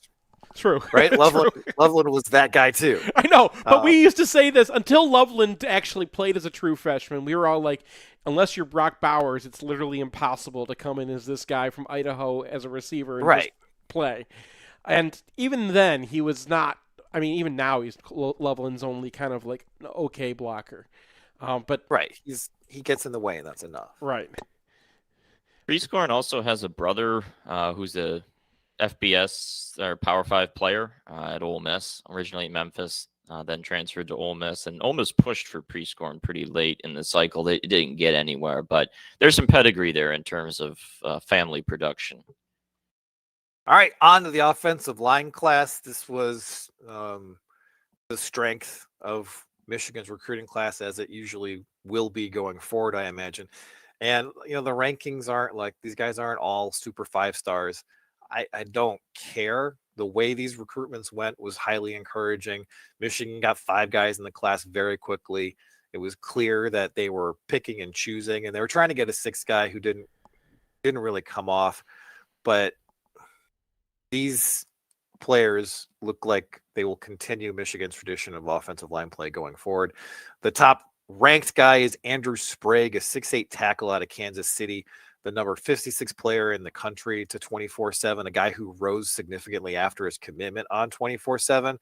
And what you want from him is you want a prototype left tackle. You want Jake Long. Mm-hmm. You want a guy who is just erasing pass rushers on the edge, and he's got that potential. Well, good news. Just like Jake Long, he plays basketball, and he's crazy athletic. He's 6'8", and he's a guy that big programs were taking a swing at even up until like this week. Notre Dame kind of had this whole strategy because they knew they were going to lose their legendary coach to the NFL, so they waited till they got a new OL coach to try to go after him. And I think that Alabama kind of came in late. Like, I don't know if they have his signature in yet right now because he's the there's been a little bit of concern that someone's going to throw a whole bunch of bag at him because he really is that prototypical tackle and might be the first tackle taken in the draft when all said and done. He has that kind of athleticism. They're obviously going to have to put some weight on him and have him spend some time in the program. But if you're looking for the kind of guy that's going to hit as a Jake Long, they haven't really recruited one in a while, and I think this is the closest they've had. Interestingly, when Michigan was talking about who they're going to put left and right, they had Sprague at right tackle, even though Frazier plays right tackle now. But prototypical left tackle, however you want to put it. Speaking of, Blake Frazier is the son of Steve Frazier, an offensive lineman here in the late 90s. I remember. Number 225 to 24/7, number 170 on the composite. Another guy who rose significantly after his commitment. Michigan was competing mostly with Texas, USC, Oregon. Like a who's who of college football programs wanted this guy, but the legacy won out, and Michigan gets a guy. I mean, I'm never going to say that there are offensive linemen who are can't miss after the last 2 can't miss guys missed. It's Nolan Rumler and who was the center? Oh, Patrick Cooper. Yeah. Yeah, so there's no such thing as a can't miss offensive lineman, but Frazier checks all the boxes. Seth, you wrote all these offensive line ones. So I think you did. If I recall, you did Blake Frazier, but did I do Frazier? Yeah, but okay. I mean, he is. He was a guy that I thought was basically going to be his dad without looking originally, who was a athletic, maybe a little too small guard, sometimes center, kind of the guy getting Tom Brady sacked a little bit too much. Yeah, my memory of him was that he was not really anywhere on the rankings when he got in the class for Michigan, and then just rocketed up. Yeah, and what he was is he was 6'5", 260 when on his sophomore roster, which for some reason your sophomore roster size ends up as your recruiting size unless somebody goes back and changes it, and they often don't. but he's probably more like 6'6", 6'7" now. He's probably closer to 300 if not already there. His, he's not his dad, is what I'm saying. He's super athletic. A lot of teams that run stretch, and Brian, you mentioned Oregon, and like a lot of teams that need a very athletic guy in space. We're targeting Frazier, and we talked about Capana as like a guy that we'd love to see him like put a foot in the ground and go on stretch. Michigan's tried to run that before. Some of these guys that they have, not necessarily on the interior, but if Frazier ends up at a tackle, they could probably run stretch with him at least. All right. Two offensive linemen out of Ohio, very early commits. Luke Hamilton is the higher rated. Ben Roebuck is the lower rated.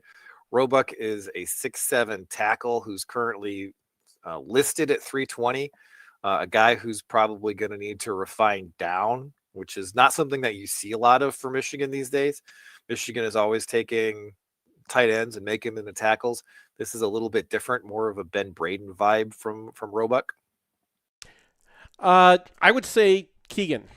I mean, he was kind of a 4-star, really smart guy everyone knew about, plays for a big-time program. The weird thing with Roebuck is that he plays with a pair of twins who went to Ohio State. And when you want to compare what Michigan's looking for, remember I mentioned just a second ago that like they might want to run stretch with Frazier. You're probably not running stretch with Roebuck. You are running power with Roebuck. And he is just like Keegan, not a guy, and Braden is like a leaner, right? Braden was a little too top-heavy. I don't want to use him as an example, but Keegan is not necessarily athletic enough to run stretch. And when he gets challenged like that, that's where you run into problems. But Roebuck was playing as a freshman for St. Ed's, which is one of the biggest programs, probably the biggest program in Ohio. And he's just a very smart guy. Another guy that Lorenz has been all about, saying that he's underrated. But when you want to talk about what does Michigan look for in their offensive line recruits, they want a guy who's really smart and who's just going to maul you. What does Ohio State look for in the recruits? They want athletes who have a lot of length. And, you didn't mention who the twins were. Yeah, was it Devontae and the Armstrongs? Devontae and Deontay, something like that. Yeah, the Armstrong twins.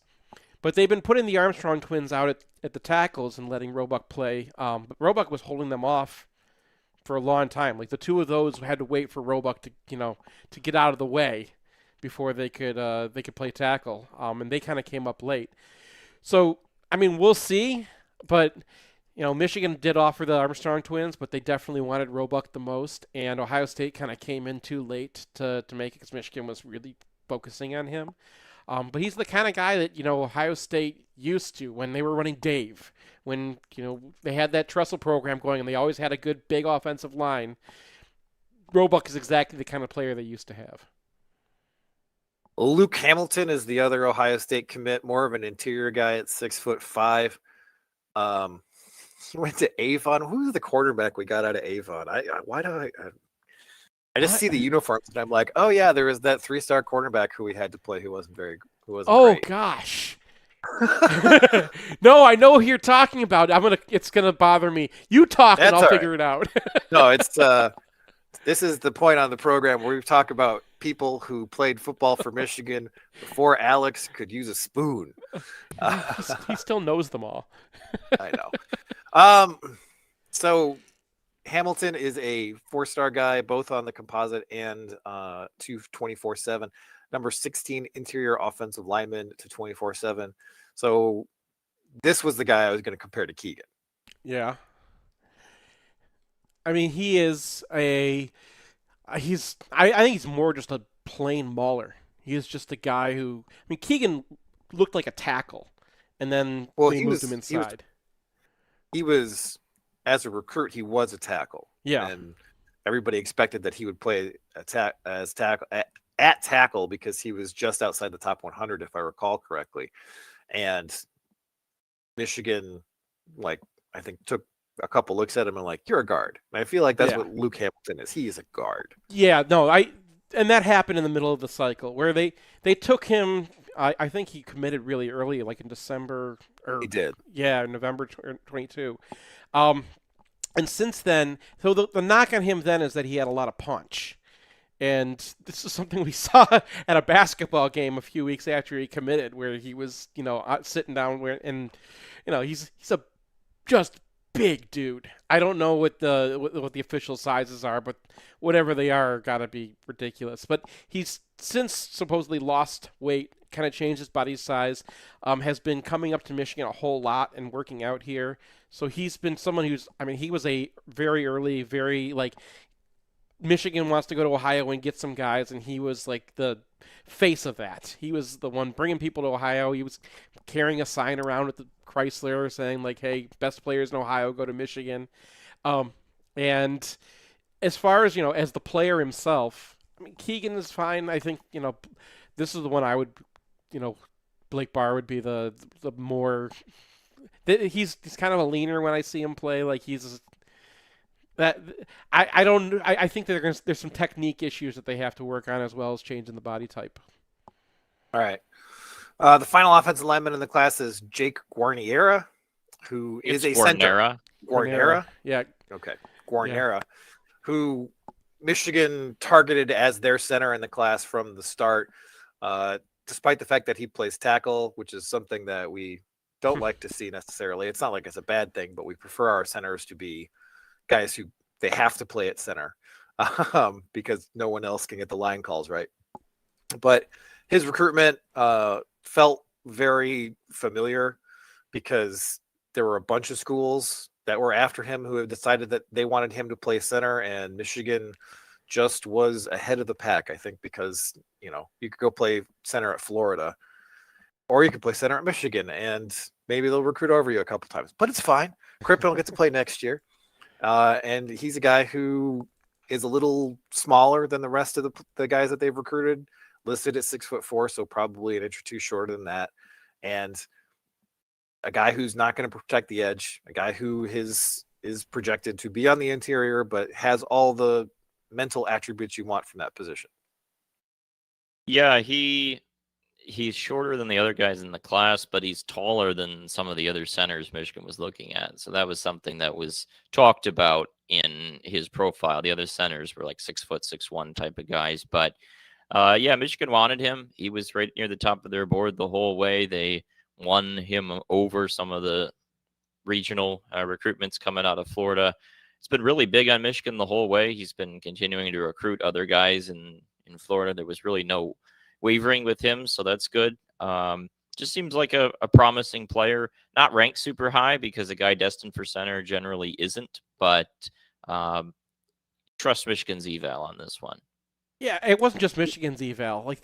He was the number one center on their board, and you forget because we've been getting centers from IMG who get to actually play center in high school, but nobody gets to play center in high school. A guy who started for 4 years at Cass Tech.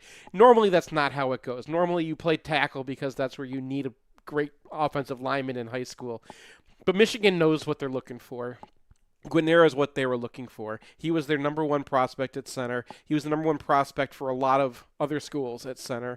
And I think he's one of those guys that you can, when you look back and say, what did Michigan get out of, winning the Joe Moore Award a couple times? Like, who was interested in them because of that? Guarniera is certainly one of them. He mentioned Oluwatimi several times during his, around the time he committed, as like, that's a guy I consider modeling my game after and really respect what he does. And probably not going to be Oluwatimi and win the Rivington but that's, he's the kind of similar style of player where he loves to maul guy. He's a finisher. He's a lot more of a guard as far as what you're talking about at center than like pure center. Like, he is going to push guys over. He played some basketball, did some throwing, track and field events, and his dad was a lineman for Rutgers in the early 90s and made an NFL training camp at one point. So some pedigree there as well. Finally, we mentioned Zach Ludwig briefly when we were talking about the defense, because he is listed as a linebacker. But Ludwig is a deep sleeper who I think is related to Ben Herbert, if I'm correct, a nephew perhaps. He has virtually no recruiting profile. He is the number 1,757 player in the composite, so about average for what Michigan State's doing this year. But we project that he's going to come in red shirt and try to be Max Bredesen. Yeah, and in fairness to Michigan State, they're having a good day today, so I think the new coach smell is helping them get over the Zach Ludwig side. That's not funny. You can't say that. The Ludwig is, I don't know if he's, if they got a LOI in yet. I was kind of waiting to see if he was going to be a official commit or if he was going to be one of those, preferred walk-ons who, NIL takes care of. But either way, we've wanted them to get a fullback for a while, and yay, Michigan recruited a fullback. And if he is related to Ben Herbert, which I thought was true, again, I don't remember where we got that from, but that's kind of what you're looking for if you want a fullback, right? Yep. All right, we're going to take a break, come back, and kind of wrap it up. Hi, I'm Pete Cavarilla, owner of Sharon's Heating and Air Conditioning. Now that the temperatures are dropping in Michigan, you can count on our vast network of service technicians to keep your heating system up and running. We offer 24/7 emergency service and have advanced scouting on all makes and models.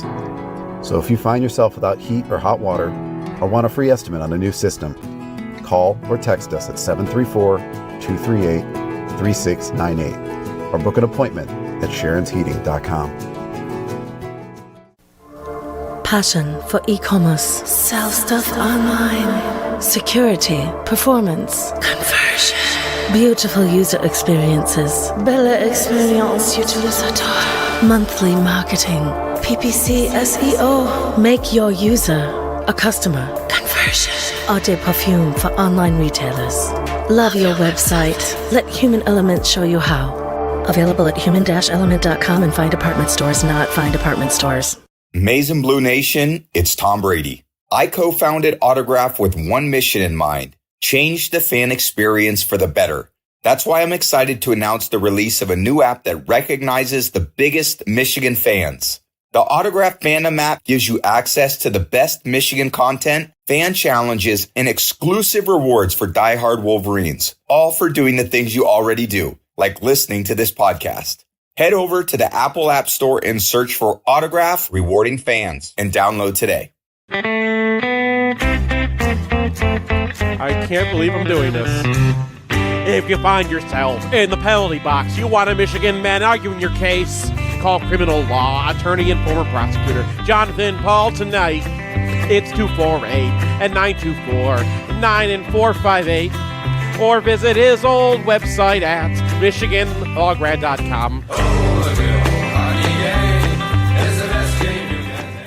Here's a thing people say. Seth, tell me about your insurance. I'm actually glad you asked me about that because I just changed my insurance and I'm really happy I did. Let me guess, you use Phil Klein and Owen Rosen of the Phil Klein Insurance Group. They are MGO blog readers and they don't advertise during football games. And they've got a 5-star rating on anything you would care to see. Call Owen at 248-682-7445 or visit them online at philkleininsurance.com.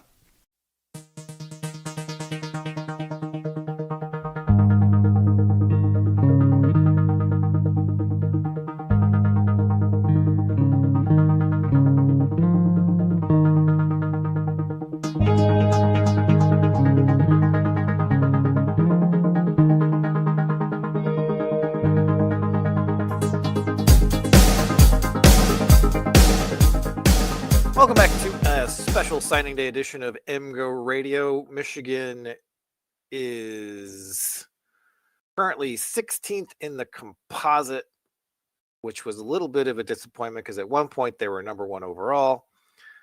So we're number one overall in the country right now, so I take them.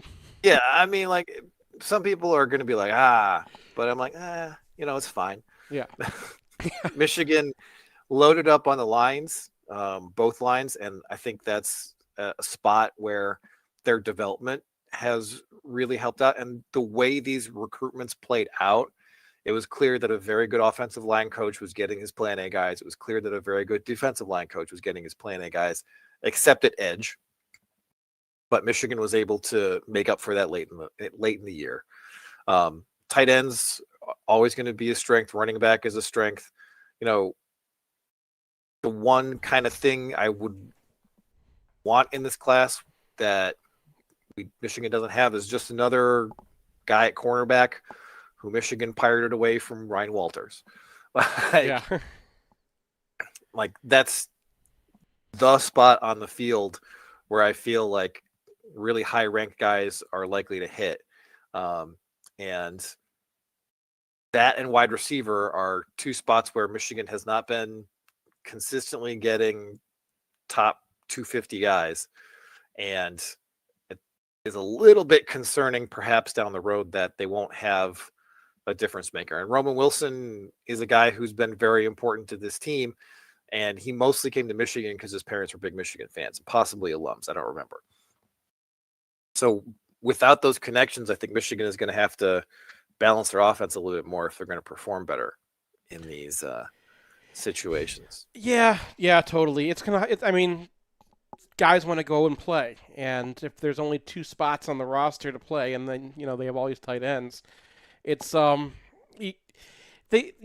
portal does fix things a little bit, because if you get to the end of the season and you don't have a receiver who's going to be your obvious number 1, someone's going to be like, oh, well, I want to go be number 1, as long as you have the quarterback. So yeah, if they got to get their bag in order. And that goes for cornerback. That was the problem with defensive tackle for a while, too. Like, there's positions where a guy is going to be a 5-star. You know that 5-star is going to translate. And teams I don't think they really got in their bag for the defensive tackle stuff. Because, like, when Grant committed, he was a 3-star. Mm-hmm. When Mason Graham committed, they flipped him from Boise State. Like, they aren't going after the top of the end bag guys. They're just scouting. Yeah. And then you see guys commit to Michigan, and then they rise up the rankings, and then people run at them with bags. And what were the decommits in this class? There were the 2 kids who flipped to Kentucky. And the Smith brothers were that was a weird recruitment from the beginning. Those guys were their dad is like a super weird football guy. But there's the guy who went to Miami. And Elias Rudolph, yeah. And that kind of put, and they fixed it because they got Lugard Edope, so they got the same player. Who is that guy? He's not like a bag. That a guy who's going to be fielding huge bag offers, right? Mm-hmm. So what they're doing really well is they're scouting, they're going off their own instincts, and they're picking up guys like Ben Hall, to name one, and guys like Luke Schoonmaker, and like. They're developing guys and they're finding guys that can be developed. And I'm not concerned about where this class is ranked for the most part, but there's just those places on the edges of a football field where you either got it or you don't. And I would like to see Michigan do a little bit better there. That's my only. Yeah. I mean, wide receiver is always going to be that tough battle, but corner, the interesting thing I think with this cycle is that they seem to like 2025 a lot better. And so if you look at how the recruiting board is setting up for 25, which probably get to in January, there's like a lot of guys, 5-6 different 4-star corners that they're in on and have crystal balls for. Well, I mean, Chris Ewald's been in the class for a year. Chris Ewald, where they're going to battle to keep him because he's from top 100 from Florida, but he does not seem like a flip, man. He is like he's stuck with Michigan a long time. He's stuck with Michigan a long time, and like every other tweet he has is like Michigan. He's part of Michigan Twitter during games now. So the point being that they decided to, they went after West and Scott. They didn't get them because they were dyed-in-the-wool Buckeyes, and Michigan isn't throwing around the ultra bag. And then as soon as that happened, they went right to Edmond and Jeremiah Lowe, got them both, and then they were like, we're done. We don't feel like adding anyone else. And what was sort of said from the insiders was basically like, yeah, they're planning like a 6-man DB class for 2025. They really like this, the way the board lays out. They think it's much deeper. So if they do their shopping in 25 and they fill that up, then there's less of a concern. But obviously, that is an area where you'd want some more blue chips. And as a whole, I think this class is really good. But you'd absolutely like just a couple more top 50 to 100 guys sprinkled in at different positions. All right, lightning round. Most underrated, Alex. Ooh. I mean, again, I'll just stick with the Pally answer. Yeah, right. I'm going with Jaden Please. Smith because I know that he's moved up and he's starting to get rated as he's supposed to, but people aren't talking about him. You literally forgot him in this podcast, and I mean that is a player who very kind of quietly came into the class, and if he develops as an edge, you could talk. I mean, you don't want to say Micah Parsons out loud, but a diet Micah Parsons is kind of what we're talking about. We're a guy who has the athleticism to start at linebacker, and if you want to move him down and play 5-1 and have him be your edge, he's actually going to destroy any tackle he goes against. And the kind of defense that Michigan plays, he's a guy I think in a year or two that you could really see him. He'll show up as just an edge rusher at first, and then they start rolling him into the linebacker, and that's an interesting one. Yeah, I mean, for me, it's Cole Sullivan. He is a 4-star on the composite, ranked just outside the top 300, but you don't get those kind of heated Notre Dame Michigan recruiting battles over guys who are just guys. Mm-hmm. So he's an athlete. The thing is, he could be an edge at some point. He's 6'3". I'm not exactly sure where he fits on the defense, but it's giving me Jake Ryan vibes. Mm-hmm. So he's my guy. Most likely to see the field early, Alex. Ooh. Man. I'd probably go with Jordan Marshall. I know running back's going to be really competitive and everything, but he just looks like a dude. And running back's a position where you can play right away, and I think they'll have some carries available for him. Seth. I mean, the soft answer would be Dominic Nichols, who's kind of like the Mike Morris strong side edge guy, because he's the one who's supposed to be coming in polished. Marshall's another good one, but I'm going to go out with Amarian Stewart, just because what receivers do they have who have speed? And if he does, take the top off of the defense, we saw this year that Samaj Morgan played early. They're probably looking for somebody who can come in and play, and that's a guy that they've been looking forward to playing for a while. So he's also a returner. Again, Samaj Morgan might be in his way there, but Stewart has a lot of different paths to the field. So they're all supposed to redshirt, right? That's not, the class is not made to be starting right away. So those are your answers. Jordan Marshall is really the only answer here, because I can't see anyone else playing early, which is great. Mm-hmm. Michigan is no longer in a spot where they're trying to fill in holes, especially because with the portal, it's like, oh, we got a hole. We don't have to plug in a true freshman. All right. Who gets drafted highest when it all comes down to being drafted? I'm glad Alex has to go first, too. Alex.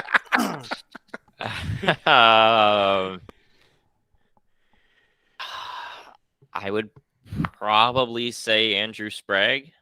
I feel like that's a premium position, and tackles are always wanted in the NFL, and he's got a very, very good looking profile. Michigan develops well, so if he hits, he'll probably go very, very high. Seth. Yeah, I'm just going to do the flip side of that is Devin Baxter. Just, if Michigan could design an edge prospect, that's exactly what he would look like. He's got bend, he's got length. They've got to develop him, obviously, but we've seen Michigan knows how to do that. And he's a year ahead of Edopali, so he's not, he's not like just coming from basketball last year. So I think that, if you see someone blow up into a first-round defensive edge, Baxter's the guy. Give me Josiah Edmond. You really like Ryan Walters. And I believe in Steve Clinkscale, but what are you going to do? Well, Walters is the one guy who you can understand why he's a little mad about or trying to really nail Michigan about sign stealing, because we just steal all of his players. The one who got away, Alex.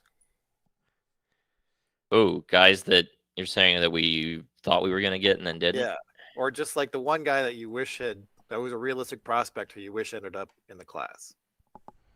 Ooh.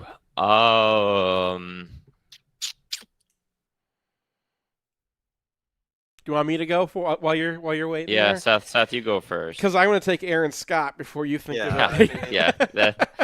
I mean, not just really just the answer. Yeah, not just because like every elite corner you need, and we've been talking since the 2000s about how like you need 3 cornerbacks in every class because I know you can hit the portal and get a guy, but like it's a position where athleticism matters, and we'd be taking him away from Ohio State. Here's a guy who grew up a Buckeye. He was the #1 player in Ohio. It would have been wonderful to drive that deep into Ohio's territory. Yeah, the other answer, I think, was Aaron Childs, the linebacker, who Michigan thought they had for a long time and then flipped to Florida at the last second. And we can debate whether he would have been a good culture fit because people who were flipping to Florida over Michigan might not be exactly what they're looking for. But yeah, and Florida had to like throw some bag at him this morning too. I think like he was up on the 24/7 site again today, so there was something going on there. But Michigan really wanted him, and he was a top 100, really athletic linebacker. So I definitely would have liked him. My answer is a little bit off the wall here. It is Isaiah Marshall, who is a quarterback in the state of Michigan who signed with Kansas. Mm-hmm. And I was just kind of hoping towards the end of the year that Michigan would take a poke around him and just, he's only 6 foot. There's a reason he's going to Kansas, but I just wanted Michigan to give themselves some more options. Jaden Davis isn't a guy who's getting it chased away by Bryce Underwood. I don't think he's going to get chased away by like a kid who was going to Kansas, but just, another option at quarterback, even if he's a bit of a long shot.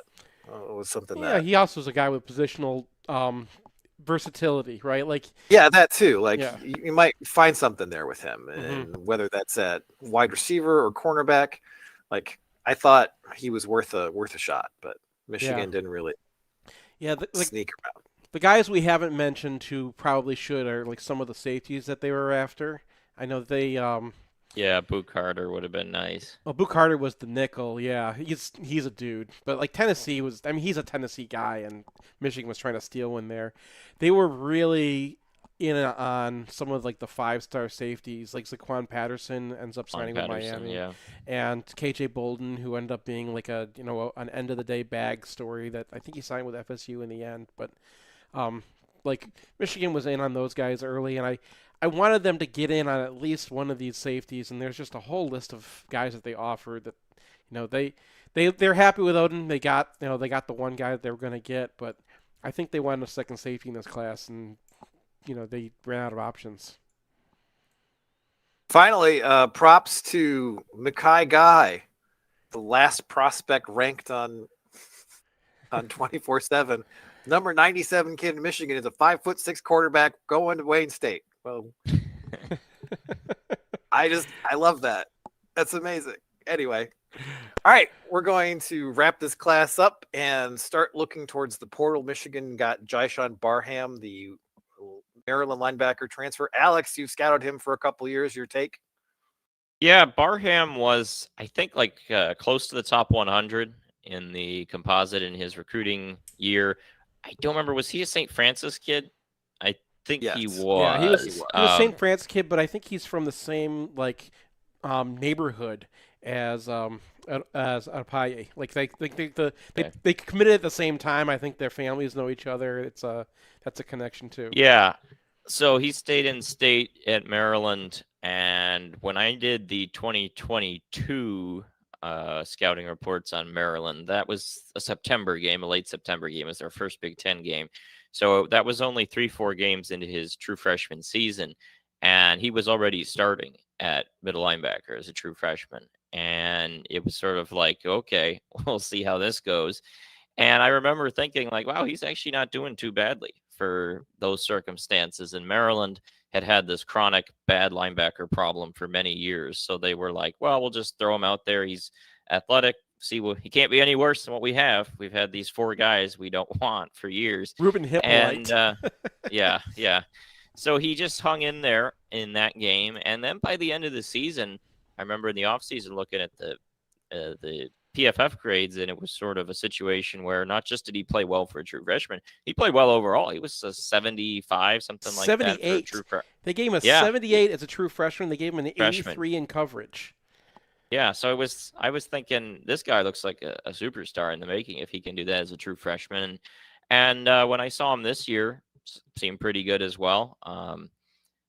That's what I have at the moment. I'll go back and look at the clips I have and everything. But any linebacker that can do what he did as a true freshman, I'm absolutely interested in. And compared to Ernest Hausman, who was kind of pressed into duty too early and was pretty bad as a true freshman outside of his one Michigan performance that announced himself, Barham's got 2 years starting experience with a much more established track record. So I don't think there is as much development needed there.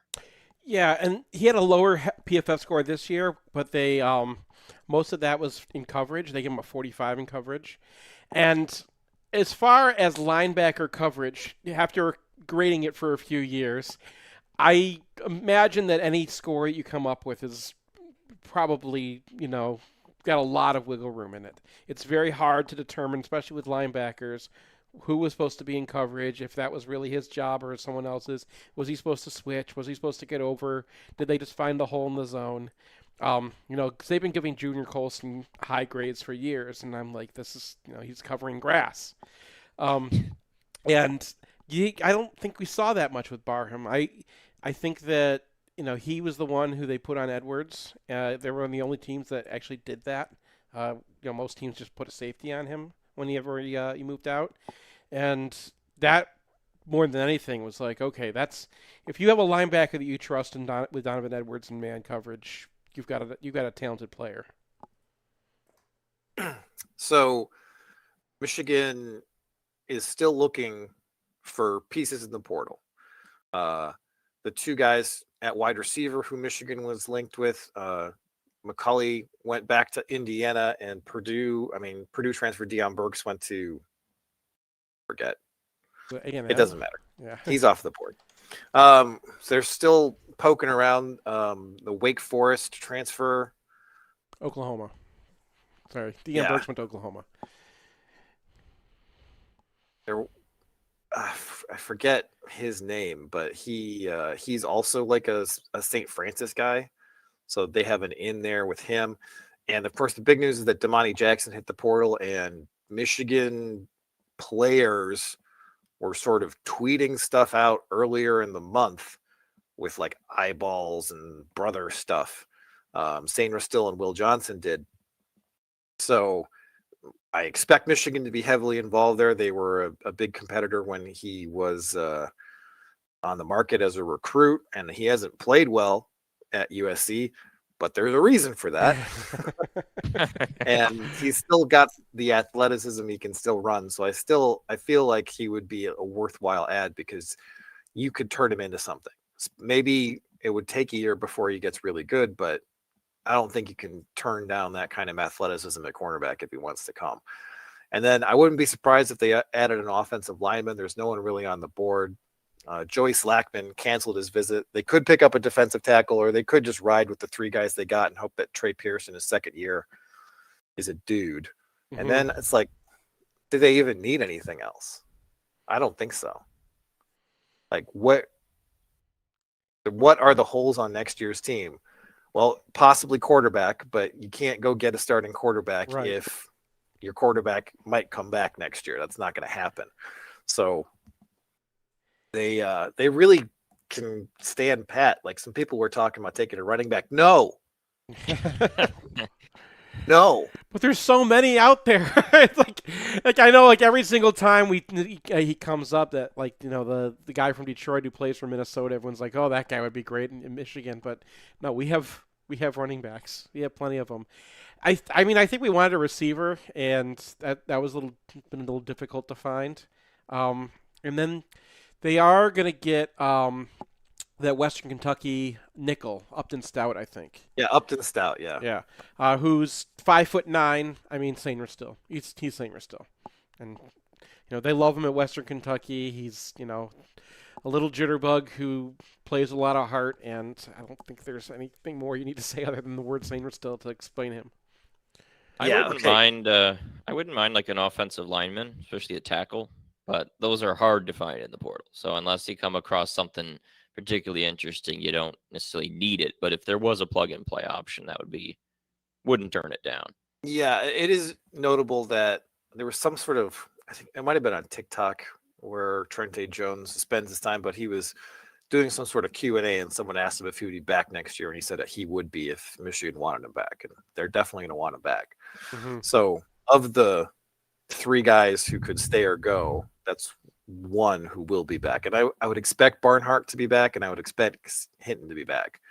So they could, I mean, in that situation, I'd be really comfortable just plugging in, Gio El-Hadi and Crippen on the interior and just rolling with it.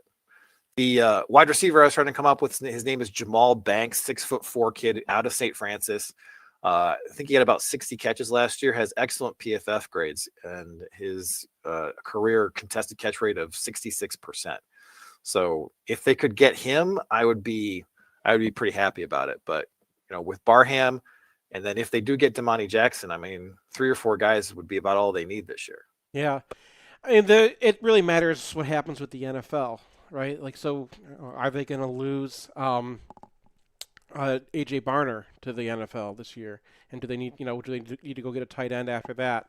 So, like, those are the questions that and obviously quarterback is that's the big one. So there's always another round, right? Like right now the portal are the guys who got to the end of a bad season and wanted to leave, or we're not starting and decided like maybe I'll find some greener pastures elsewhere. But there's also, guys who stick around until spring and then they transfer then. And there's always kind of a round in February too when players have an idea what happens with their coaching and whatnot, like who's coming back. There are more questions to be answered out there, and there's a lot more guys who are going to be in the portal who are not in there yet. Especially if Michigan doesn't mind talking to them when they're not quite in the portal yet, which I don't think anyone in college football minds doing that. So it's going to be interesting to watch, but because Michigan's in the playoffs, they don't really know what they need. Because Michigan's got a lot of guys who are going to go to the NFL or have NFL decisions to make, I think they're probably looking to the portal to replace anybody who they lose that way. All right. Well, you want to talk about another Talk about Bear before we go. Oh yeah, and there is one more recruit who Michigan is heavily involved with. Gatlin Bear. Gatlin Bear, a track star wide receiver out of Idaho who is committed to Boise State until they fired their head coach and then won the Mountain West. I don't know. And Michigan and Oregon are currently competing for his signature. Sounds like Michigan has the edge right now. He is a Mormon, so he'll be going on a 2-year mission. So he's really a 2026 recruit. Mm-hmm. So, well, there you go. We need receivers. Yeah, delayed gratification. But he's super fast. Like everyone is like, this is the fastest guy we've ever seen. So right. Yeah. And he's a Mormon out of Idaho. So. Well, when they were getting Loveland and they talked to, because he's another one of those guys who works out, with the trainer out there. So, like the first thing they said after we got Loveland is like, "Oh, wait till you see this guy Gatlin Bear that's coming up," because he is just a ridiculous athlete. He's not just fast; he is a Xavier Worthy level. Xavier Worthy player. He's he's that kind of athlete. You never know what you're going to get out of a guy after a 2-year Mormon mission, but it went speed. I think Oregon has a good sell because they have their Oregon and we're Michigan. And Michigan has some ins with him through Andrew Gentry, who was Mormon, did a 2-year mission, so there's some familiarity. Yeah, I think he's friends with the Lovelands too. I think that familiarity is more personal. Yeah. All right, guys. Well, it was another signing day. Exciting. All right. See you guys later. Singing this crazy song.